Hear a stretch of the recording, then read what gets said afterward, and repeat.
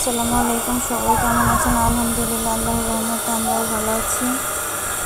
এটা হচ্ছে আমার প্রিয় বাড়ি, যে বাড়িটা আমি জন্ম নিয়েছিলাম, যেখানে আমার হাসি, কান্না, সুখ, দুঃখ, আপনজন অনেক কিছুই জড়িয়ে আছে। কিন্তু এখন বিয়ে হয়ে গিয়েছে, নিজের সংসার, নিজের সব কিছু নিয়ে এতটাই ব্যস্ত থাকি যে চাইলে অনেক সময় এখানে যেতে পারি না, আর অনেক সময় যেতে ইচ্ছে থাকা সত্ত্বেও যায় না। কারণ কিছু মানুষের অবহেলা, কিছু মানুষের কটু কথা, কিছু মানুষের অনাদর।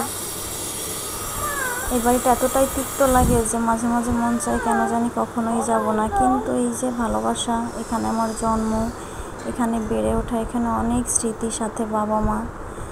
যতদিন বাবা মা আছে ততদিন যে যাই বলুক, যে যাই করুক, যেতে তো হবেই।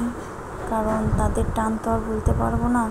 তবে হয়তো কোনো এক টাইমে একবারই যাওয়া হবে না, হয়তো বছরে একবার, না হয় 6 বছরে একবার।